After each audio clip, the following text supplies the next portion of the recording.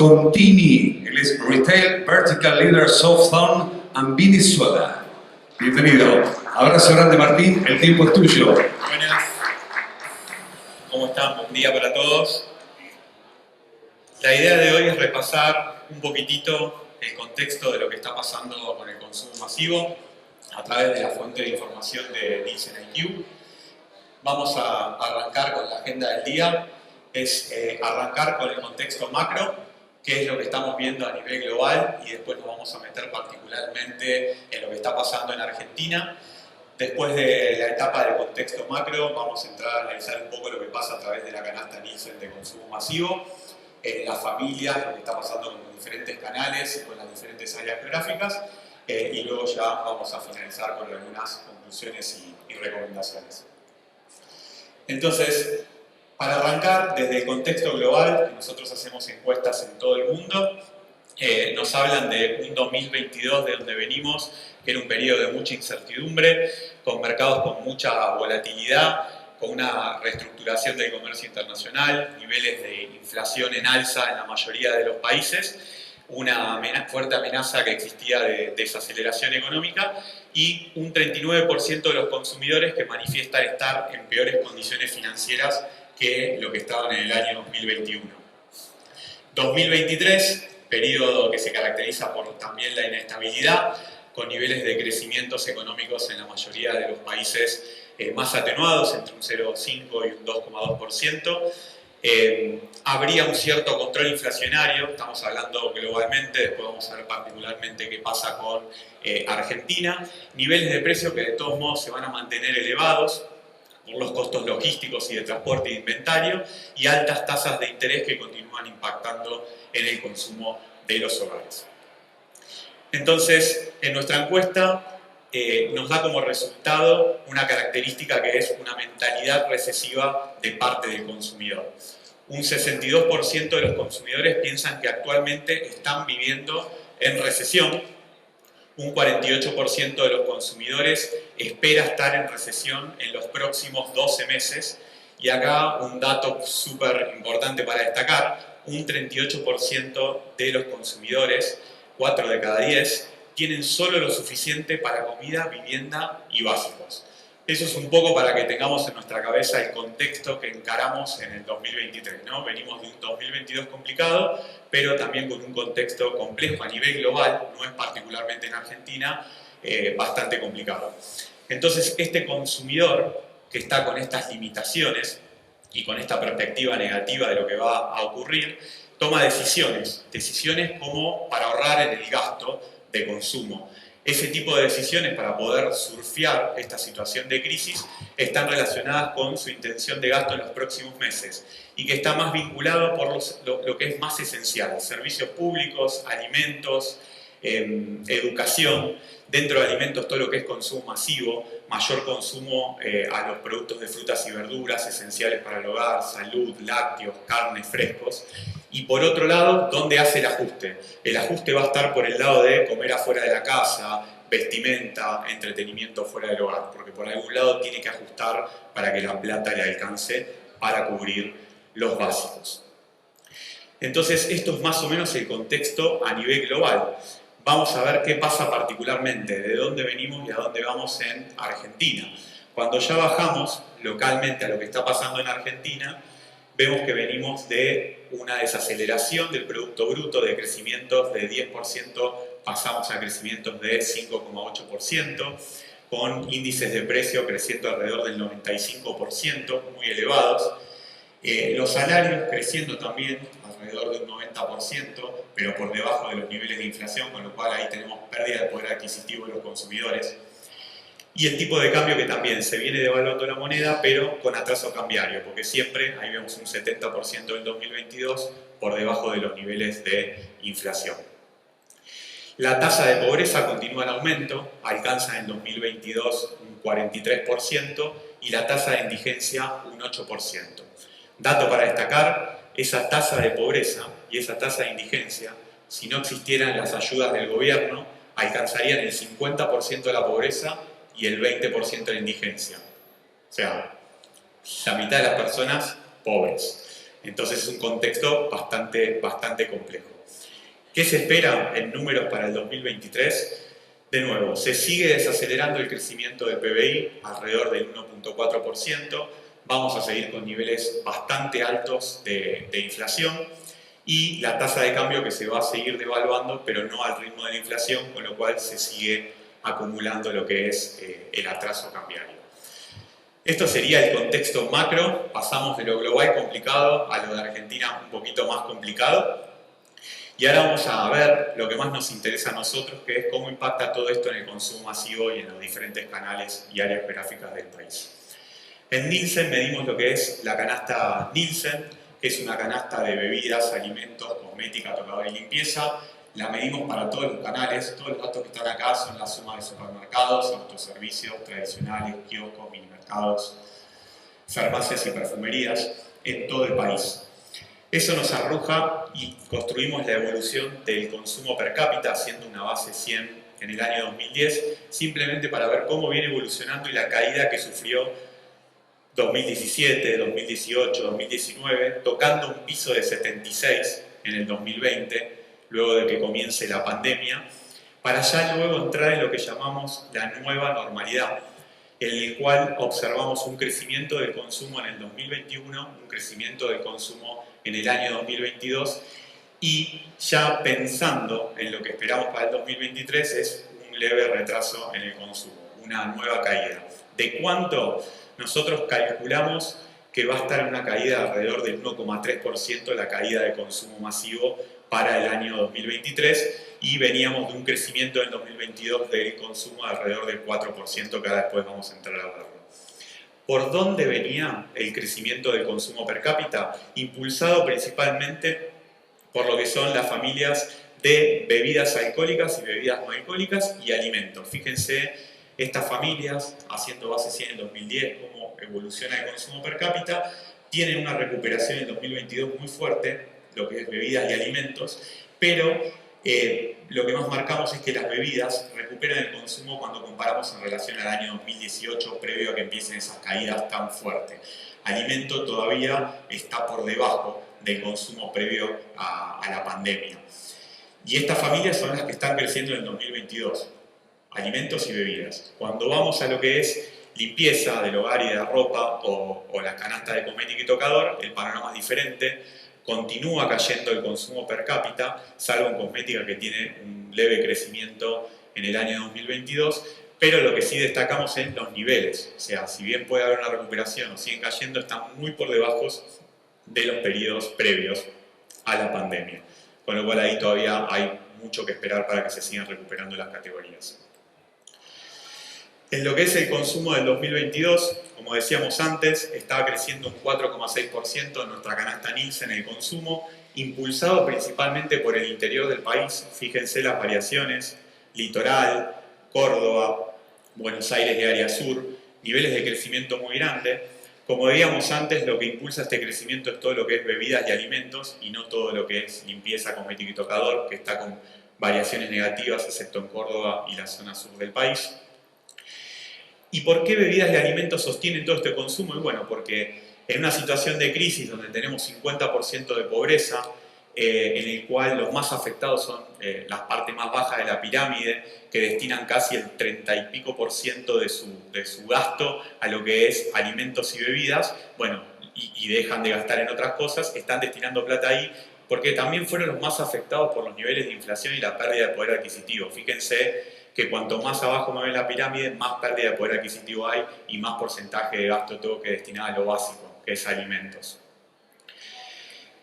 Si seguimos evolucionando y viendo qué pasa para entender este crecimiento del consumo que hubo en el 2022, qué pasó con los universos, es decir, la cantidad de puntos de venta, viene creciendo la cantidad de puntos de venta en todas las áreas gráficas. Si esto lo viéramos por canales, están creciendo los puntos de venta de todos los canales, excepto los autoservicios, que están cayendo y están bastante por debajo del 2019, el periodo previo a la pandemia. Pero el resto de los canales están creciendo, las áreas gráficas creciendo en el último año y la mayoría también con más cantidad de puntos de venta en relación al periodo previo a la pandemia. ¿Por qué hago el énfasis periodo previo? Porque hubo muchos cierres de negocios, ¿no? Todo el mundo más o menos sabe lo que pasó, excepto el área andina que todavía está un 4% en cantidad de puntos de venta en relación al periodo previo a la pandemia. ¿Por qué el crecimiento de interior? Acá simplemente traje un chart como para explicar un poquitito esos crecimientos más fuertes en el interior. Un poco está explicado por todo lo que es frontera, el turismo y las personas que pasan a hacer sus compras. Trajimos de ejemplo un promedio de el crecimiento en unidades del lado derecho y el crecimiento en facturación a total Argentina para supermercados y mayoristas, y lo que pasa en ciudades específicas muy puntuales como Iguazú, Gualeguaychú, Posadas, Concordia, Clorinda, zonas de frontera. Fíjense los niveles de crecimiento. ¿Por qué se está dando esto? Bueno, obviamente por el gap de precios. Ahí tenemos algunos ejemplos de productos con gap de precios de alrededor del 30 o 40%, y estoy tomando el tipo de cambio oficial. O sea, si vamos a Blue, se duplican estos gaps que estamos viendo acá. Y eso explica todo ese consumo que hay de frontera y que está haciendo explotar algunos canales en la frontera. Y haciendo el doble clic en este crecimiento de consumo que veíamos en el 2022 de 4%, lo vemos abierto por canales. Ya habíamos visto que por familias era impulsado por alimentos y bebidas en primer lugar. Por canales viene impulsado por el crecimiento de almacenes, los almacenes, los tradicionales de barrio, que están creciendo un montón y están en volúmenes similares al año ya 2018 o 2017. Y lo que es el supermercado, que también viene creciendo en el 2022, y el canal que está cayendo, como yo adelantaba antes, es el autoservicio. Está cayendo en cantidad de puntos de ventas y está cayendo en lo que es consumo per cápita también este canal, en forma muy fuerte y con niveles muy bajos a los periodos prepandémicos. ¿Por qué está cayendo tanto este canal? Bueno, en definitiva, este canal cae casi un 9%, es el único canal, el autoservicio, que está cayendo en forma tan marcada. El resto de los canales, como decíamos, está creciendo, principalmente los negocios tradicionales, los kioscos, perfumerías y los supermercados crecen. El self independiente es el canal que más está cayendo, y esto produce un cambio en el mix. Hoy tenemos el canal tradicional, que pesa un 34%, está creciendo 2 puntos en relación al año 2021. El autoservicio se está achicando, hoy pesa un 16%. Después tenemos el supermercado, que pesa un 33%, los kioscos y las farmacias 13 y 5%. Hay un cambio en el mix por esta gran caída que está teniendo el autoservicio. ¿Es en alguna familia puntual? No, es algo realmente generalizado. Si ustedes se fijan, el canal autoservicio self independiente cae prácticamente en todas las categorías, excepto lo que es golosinas, que son productos más impulsivos, como por ejemplo alfajores. El resto de las categorías está cayendo, y muy fuerte, mientras que en el resto de los canales, el tradicional y las cadenas, hay variaciones positivas en la mayoría de las familias. Y un poco para tratar de entender esta caída que está teniendo el canal autoservicio, nosotros lo relacionamos con los precios. Se habló bastante estos días de ese gap de precio que hay entre canales, nosotros eso también lo estamos viendo. Frente a niveles de inflación, como comentábamos antes, de alrededor del 95%, nuestra canasta muestra un crecimiento en los precios promedios del 100%, y el canal autoservicio self-independiente aumenta sus precios un 106%. Es el canal que más aumento de precios está teniendo, frente a cadenas que está en 99%, o un almacén, que es el canal que más está creciendo, el tradicional, que aumenta los precios un 97%. ¿El aumento de precios superior en el canal autoservicio es un promedio? Sí, pero si abro por familias, nuevamente me encuentro con que es el canal que más aumenta los precios en la mayoría de las familias: alimentos básicos, no básicos, bebidas alcohólicas, golosinas. O sea, salvo cosmética y bebidas alcohólicas particularmente, en el resto de los canales tuvieron aumentos de precio más grandes que las cadenas de supermercados y los tradicionales. La caída del autoservicio se produce principalmente en GBA, ven ahí una caída de casi 15%, pero también cae en el interior, 4,5%. El supermercado y los almacenes crecen tanto en GBA como en interior, principalmente los almacenes, en el interior crecen casi un 13%. Y acá hay un dato importante para destacar de comportamiento del consumidor. Si yo abro el canal supermercado por las diferentes superficies, veo que lo que más está creciendo para el canal supermercado es proximidad, 0 a 500 metros. Fíjense el crecimiento de casi 9,7%. Y característica, no solamente está buscando la proximidad, sino que está buscando un ticket promedio más bajo, de 2.600 pesos en promedio, pero una mayor frecuencia de visita y de compra, que aumenta un 3%. Es decir, tenemos un consumidor tratando de controlar su gasto y comprando aquello que se le termina, aquello que va necesitando. Entonces tenemos más frecuencia de compra, un ticket menor y buscando la proximidad. Proximidad que también le brinda el canal tradicional, que es uno de los que más está creciendo. Entonces ahí, como una primera oportunidad, es lo que es la proximidad, la cercanía al consumidor. Los retailers acompañan esta tendencia de crecimiento de la proximidad y crece este canal de 0 a 500 en cantidad de puntos de venta un 6,3%. ¿Qué está haciendo el supermercado también para crecer? Porque veíamos, no es solamente una cuestión de tener las superficies de proximidad, sino que da varias alternativas. Ya hablamos también estos días, escuchamos lo que es precios justos, que venía del programa de precios cuidados, que pesa alrededor de un 10% sobre la canasta total de consumo masivo, que los precios justos nos muestran un descuento promedio versus el promedio de las categorías a las que forman parte de un 32%, es un poco más el descuento a lo que venía del programa anterior de precios cuidados. Después cambia este descuento según la familia, las categorías, los pesos, pero el dato a destacar es que el supermercado tiene una oferta muy grande hoy de entre precios justos o el programa anterior de precios cuidados, las promociones propias del canal, que es más o menos un 18%, o sea, achicaron un poquitito, pero un 18% se vende bajo promoción. Promoción real del canal, ¿no? Contemplando tarjetas de crédito, devoluciones, esas cosas. Entonces casi un 30% de productos en oferta, sin los bancos incluidos acá. Y después le vamos a sumar también un 16% de marca propia, que son productos muy competitivos. Entonces tenés casi un 50% de productos con muy buen precio y hacen muy atractivo el canal, más el tema de la proximidad, para tener en mente. Y lo que se genera es un gap de precios muy importantes entre los canales, ¿no? Que también habíamos hablado, ahí no me está pasando, ahí pasó. También hablamos de esos gaps de precios que podían llegar al 80%, 100% dependiendo del producto. Este sería el precio de un aceite entre el supermercado y un autoservicio, puede ser un 80% más caro en el autoservicio y contra un almacén un 100%, o sea, el doble, el mismo producto. Lo pago el doble si voy a comprarlo en un almacén o un 80% más caro si voy a comprarlo en un autoservicio. Tiré algunos ejemplos para que vean que esto es general. El gap de precios es otra gran oportunidad para explotar en el canal de supermercado. Vamos sumando proximidad, el gap de precios para explotar, las promociones. Todo esto puede ayudar mucho al canal. Y como me adelantaba antes, tenemos el tema de las marcas propias.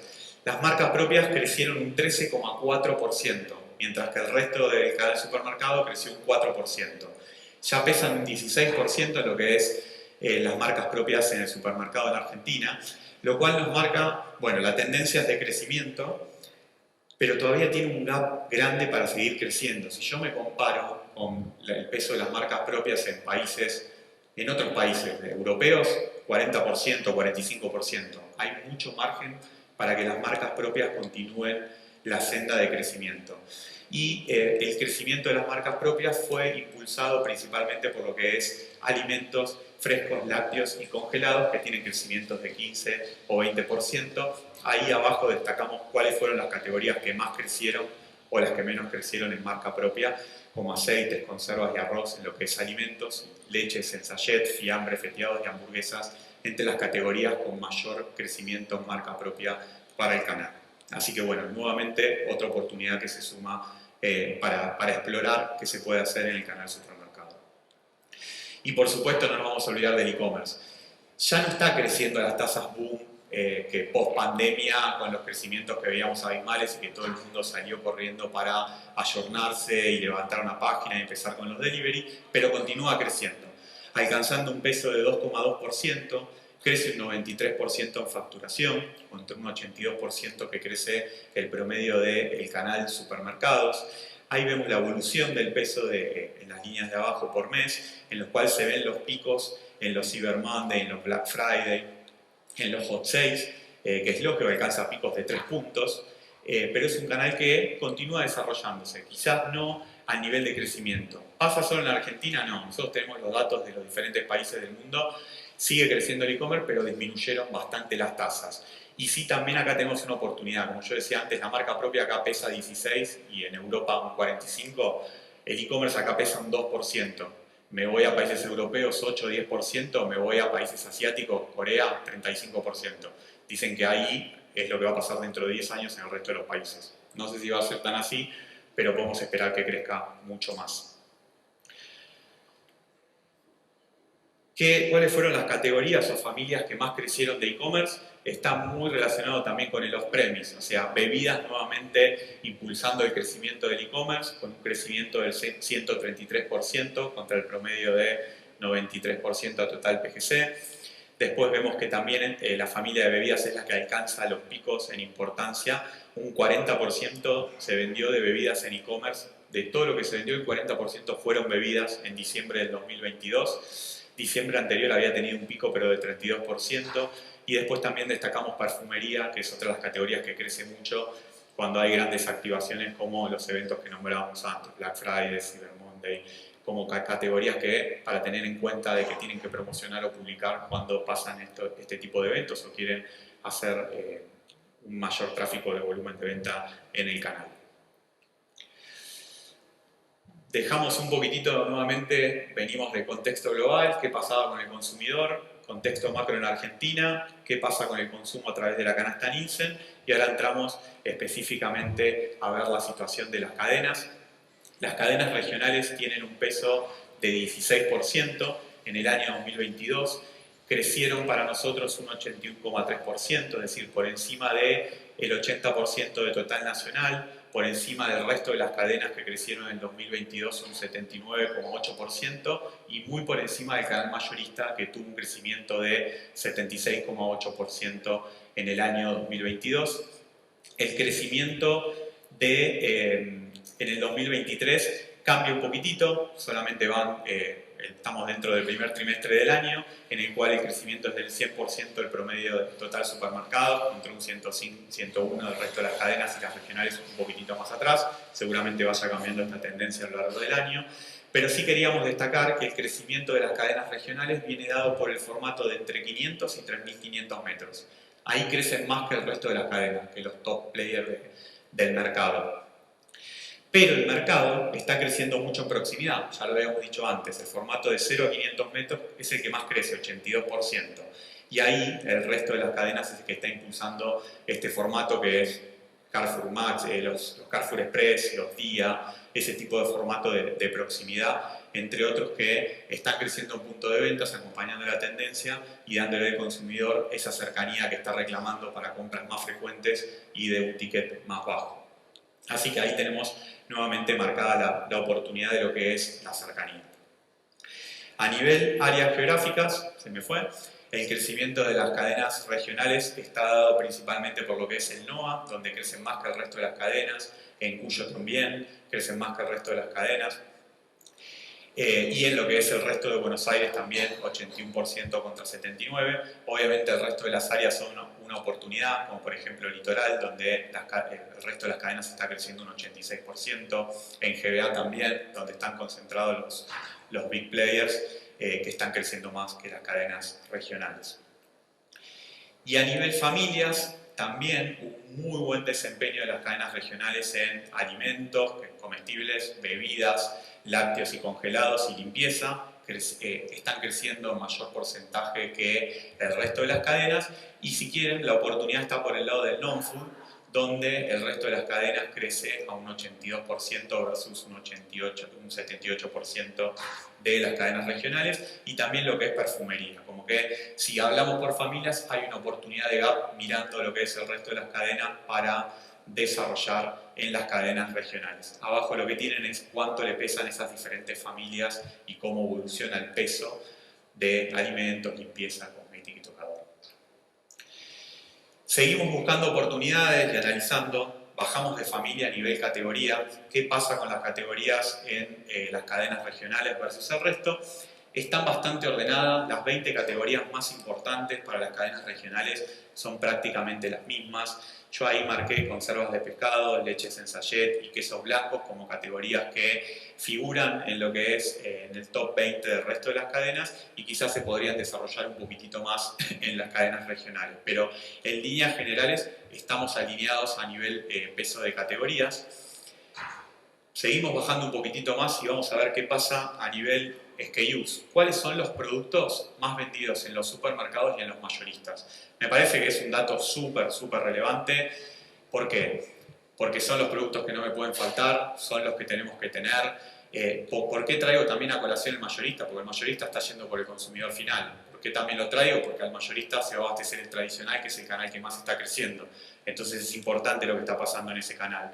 Y es importante entender cuáles son estos SKUs, no solamente porque no me pueden faltar, sino dónde lo voy a ubicar, qué espacio les voy a dar, que estén en mis publicaciones, pero son los que están generando tráfico y están generando la facturación de los supermercados y de los mayoristas.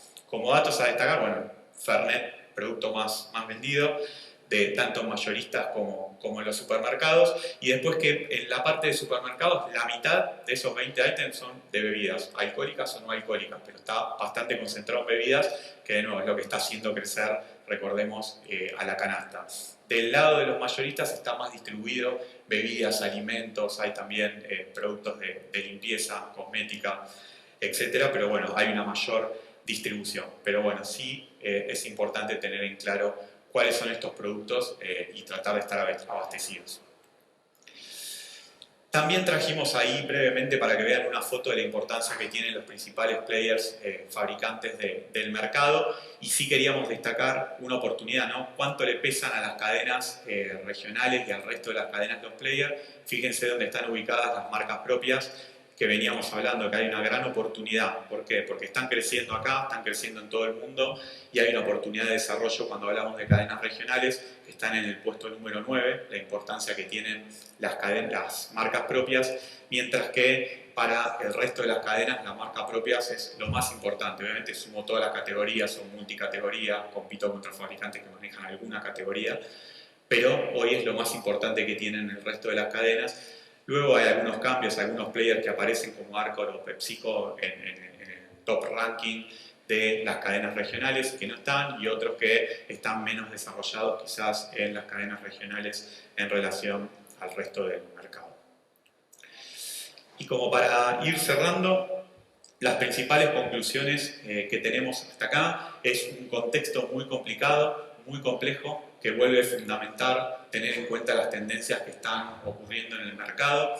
La marca propia pasa a ser clave, como decíamos antes, para prestarle atención y ver qué podemos hacer en ese punto, porque están creciendo, principalmente por el resto de cadenas. La proximidad pasa a ser un factor clave, el consumidor está buscando proximidad, cercanía, mayor frecuencia de visita y comprar aquello que está necesitando. Los precios, aprovechar, es una gran oportunidad aprovechar el gap de precio entre canales. El supermercado hoy está más barato que el resto de los canales, entonces comunicarlo y explotarlo, también aprovechar los programas de fidelidad, las promociones que hay y el tema de precios justos. La omnicanalidad sigue estando, se disminuyeron quizás los niveles de crecimiento de otros canales como el e-commerce, etcétera, pero hoy la atención es omnicanal, también lo vimos en estos días. Es importante tener una oferta diferenciada en cada uno de los canales y va a seguir creciendo a lo largo de los años. El surtido óptimo, tener más surtido no siempre es lo mejor. Lo que tenemos que tratar de tener es el surtido más incremental, el que haga vender más de la categoría. O sea, el típico ranking en facturación, dejo los últimos afuera por no tengo más espacio, se puede hacer y es mejor que nada, pero hay que ponerle un poquitito más de pensamiento a ver cuáles son y entender la incrementalidad y cómo se canibalizan los ítems para ver cuál es ese surtido óptimo y tener en cuenta también, ¿no?, cuáles son los productos más vendidos. Alimentos y bebidas me parece que es clave en este momento porque está sosteniendo la canasta para que crezca como creció en el 2022 o no caiga más en el 2023. Y porque sabemos que en un contexto de crisis, con un consumidor muy afectado, casi 50% de pobreza sin ayudas, y que tiene que destinar cada vez más plata de su gasto a alimentos y bebidas, no perdamos el foco, que son categorías claves. y también el resto de la familia, ¿no? Por eso vamos a dejar de lado. ¿Qué hacemos en el resto de la familia para que se sumen a este crecimiento en alimentos y bebidas? Así que bueno, nada, desde Nielsen también los podemos ayudar con todos estos factores en precios, en tendencias, lecturas de canales, estrategias de surtido y administración de espacio. Y obviamente, nada, me interesa mucho su opinión sobre la presentación. Pueden escanear, contactarse con nosotros, decirnos qué nos parece el material, dudas, opiniones, otras cosas que nos necesiten para preparar el material para años próximos. Y obviamente ponerse en contacto con nosotros si quieren formar parte del panel de Nielsen, si hoy no lo hacen y quieren que sus números también estén incluidos acá adentro y ver mes a mes qué oportunidades tienen, los podemos ayudar. Así que muchísimas gracias.